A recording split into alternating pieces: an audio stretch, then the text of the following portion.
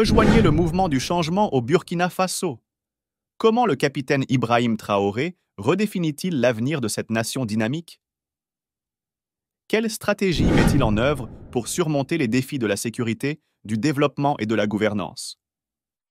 Découvrez le discours inspirant qui marque le 63e anniversaire d'indépendance du Burkina Faso. Let's go à la découverte d'une vision audacieuse pour un Burkina Faso résilient et prospère. Ne ratez pas cette opportunité unique de comprendre les enjeux et les aspirations qui dessinent le futur du Burkina Faso et de tout un continent. Peuple du Burkina Faso, camarades combattants pour la liberté, pour la paix et l'indépendance réelle. C'est un plaisir pour moi et un honneur de m'adresser à vous en ce jour mémorable, marquant donc le 63e anniversaire de la proclamation de l'indépendance de notre chère patrie, le Burkina Faso. Mais avant tout propos, permettez-moi de rendre grâce à Dieu Tout-Puissant qui nous a permis aujourd'hui de pouvoir nous tenir ici et nous adresser à la nation entière. Permettez-moi également de rendre donc un hommage à tous ces combattants qui bravent vents et marées et qui nous permettent de survivre. Permettez-moi de rendre un hommage à tous ceux qui ont perdu la vie dans ce combat. Tous ceux qui sont aujourd'hui sur les lits d'hôpitaux et qui cherchent à recouvrer la santé, nous prions Dieu qu'il leur accorde meilleure santé. Et que ceux, les êtres chers que nous avons perdus, nous prions Dieu également que la terre libre du Burkina Faso leur soit légère.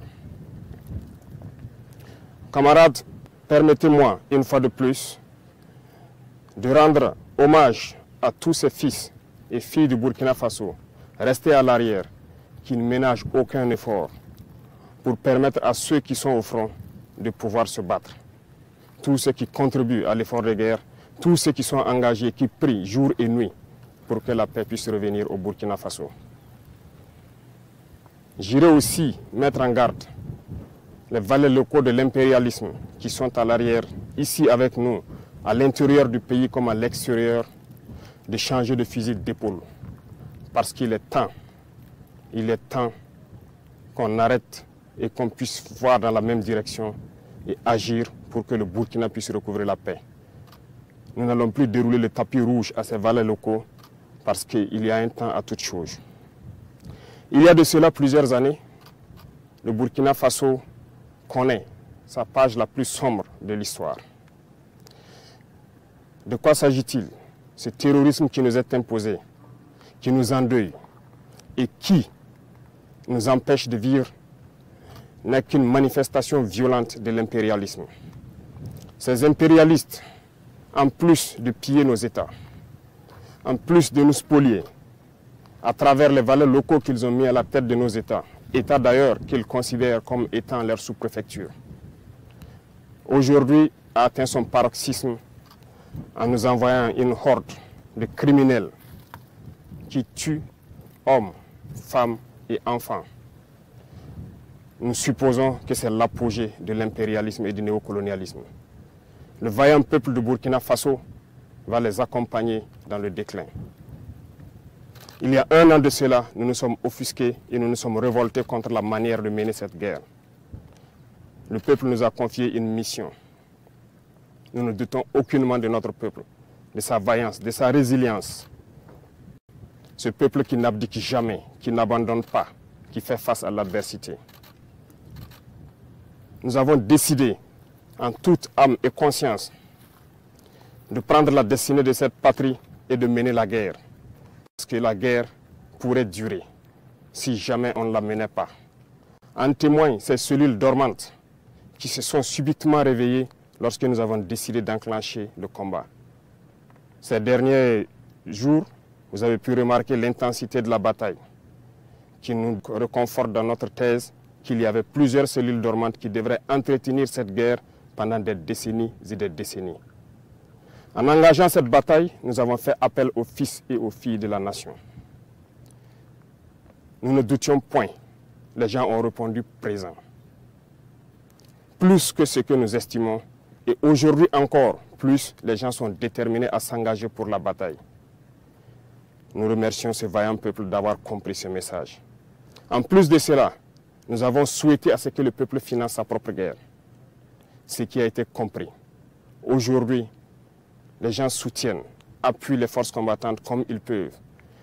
Beaucoup de choses sont faites, mais nous allons encore demander encore plus de sacrifices. Merci à ce peuple qui a compris que la seule manière d'y arriver, c'est de faire sa propre guerre une bonne fois pour toutes. En venant donc à la tête de l'État, nous avons trouvé une armée en sous-effectif, mal équipée, mal organisée, peut-être mal entraînée. Il s'agit pour nous, dans un premier temps, de faire appel rapidement aux VDP qui ont répondu et aussi de les équiper, ce qui ne fut pas une tâche facile. Dieu merci, nous y sommes arrivés à équiper tous ceux que nous avons pu recruter. Au sein de l'armée, déjà pour l'année 2023, l'armée de terre a recruté plus de 11 000 hommes. 5 000 autres sont en phase d'être recrutés dans les jours à venir. S'agissant de la réorganisation, très vite nous avons compris qu'il nous fallait des unités organiques. Ce qui a conduit donc à créer, dans un premier temps, 6 bataillons d'intervention rapide. Et ensuite, 6 autres bataillons d'intervention rapide ont rejoint les différents groupements de forces. Aujourd'hui, 7 bataillons d'intervention rapide sont prêts. Certains ont commencé leur déploiement et d'autres vont se poursuivre dans les 2-3 semaines à venir. 5 autres bataillons sont en constitution et en formation pour renforcer les rangs de ces bataillons d'intervention rapide. 2 bataillons d'intervention aéroportée ont été créés. Un est déployé dans la zone de Boromo, l'autre sera déployé dans les jours à venir dans la zone de Koudougou. Du côté des forces de sécurité intérieure aussi, beaucoup d'efforts ont été faits.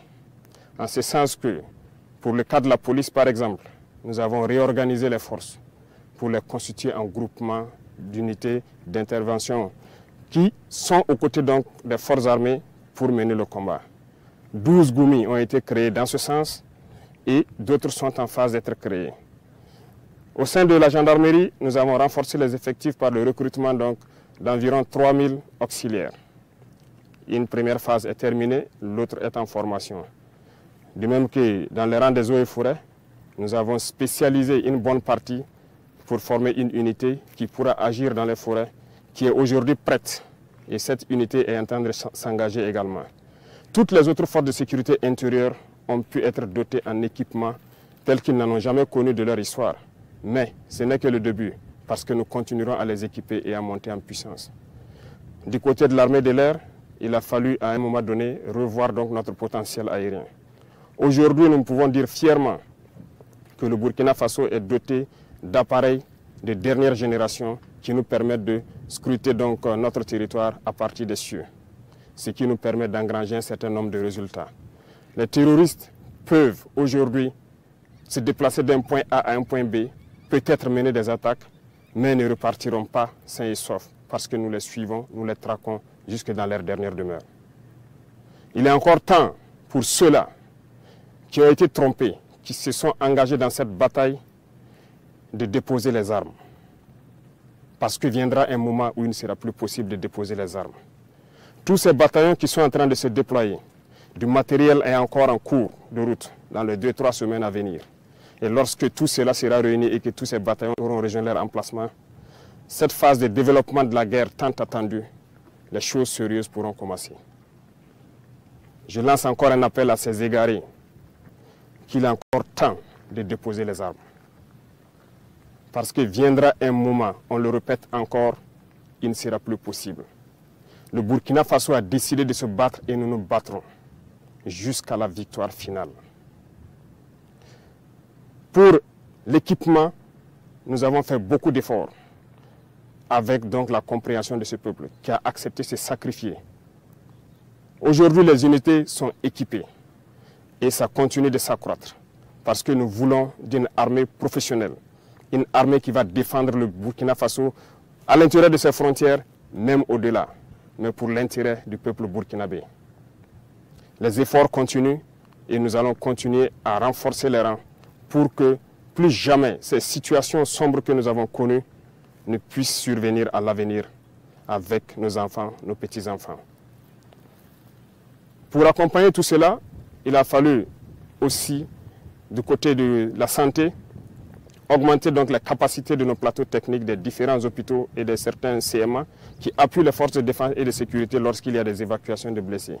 Ça nous a permis d'acquérir un certain nombre d'appareillages et aussi l'ambition pour nous, c'est de construire des hôpitaux modernes pour permettre à nos infirmiers, à nos médecins d'exprimer tout leur potentiel. Ce processus est en cours, ce qui nous a permis de pouvoir contracter donc l'hôpital de Gawa, et c'est ce modèle d'hôpital que nous voulons dans chaque région et qu'on puisse permettre à nos vaillants soignants d'exprimer tout leur potentiel, tout leur savoir. Aussi dans ce volet de santé, cette épidémie de la dengue.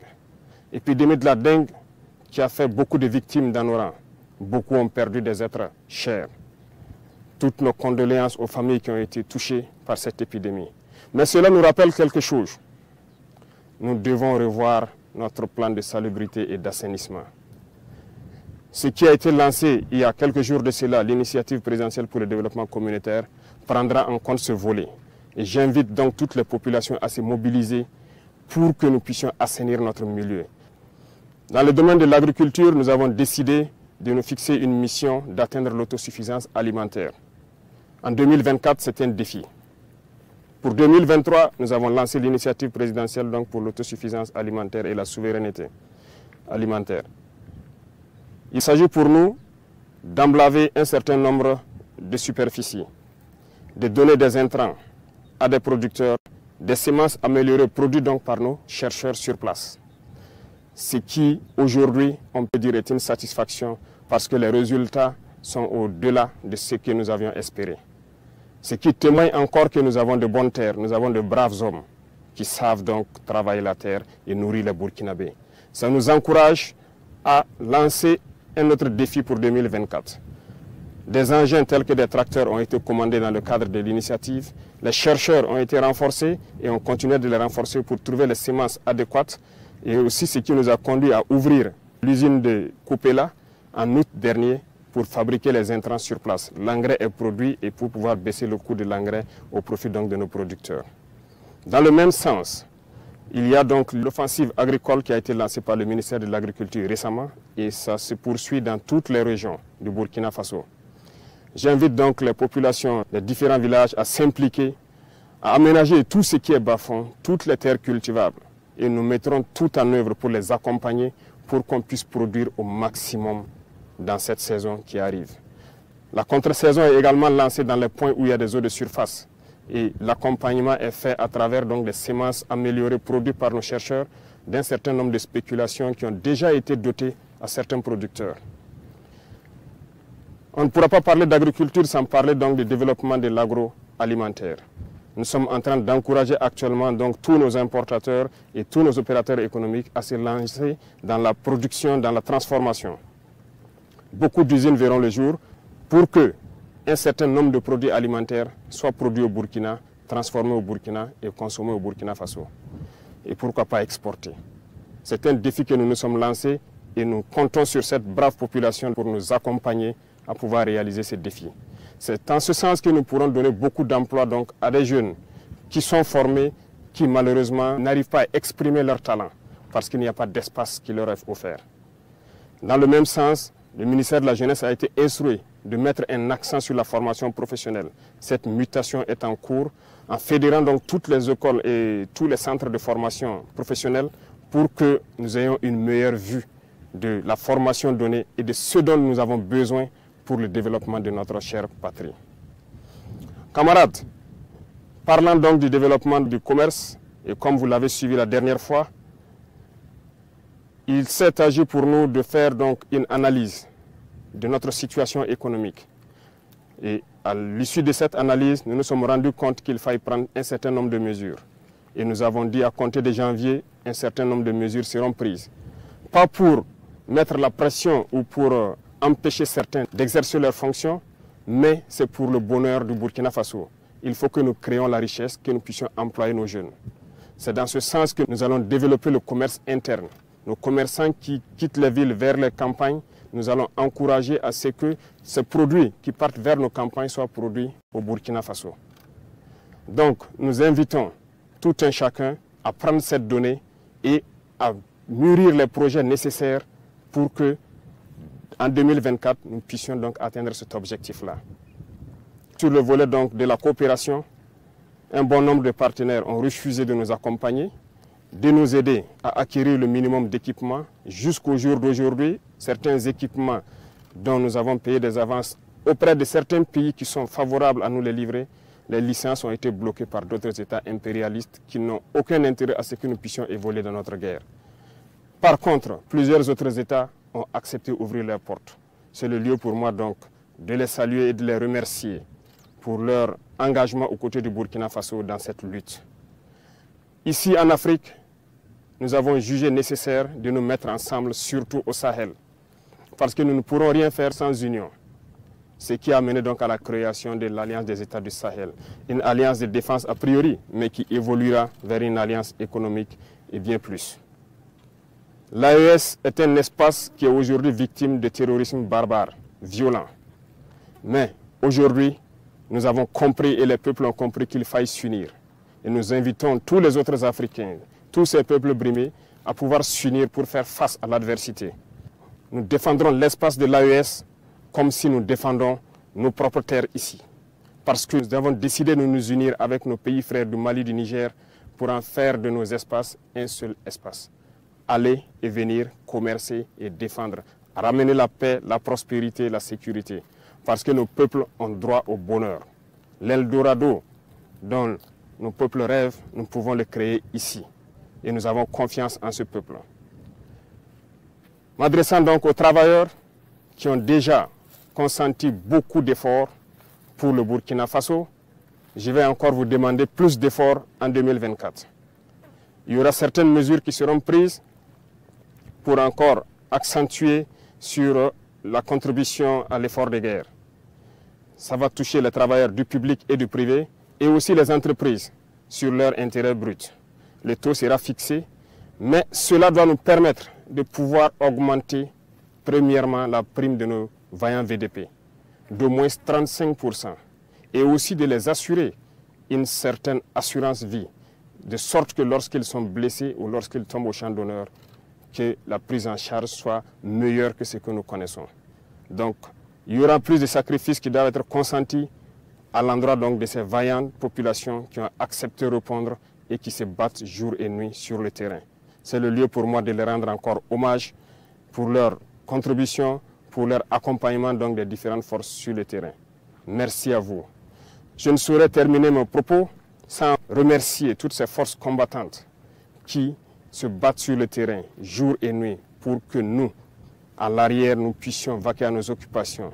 Remercier donc tous ces travailleurs, commerçants, paysans et éleveurs qui se battent aussi et qui contribuent à ce que nous puissions mener cette guerre et libérer nos terres.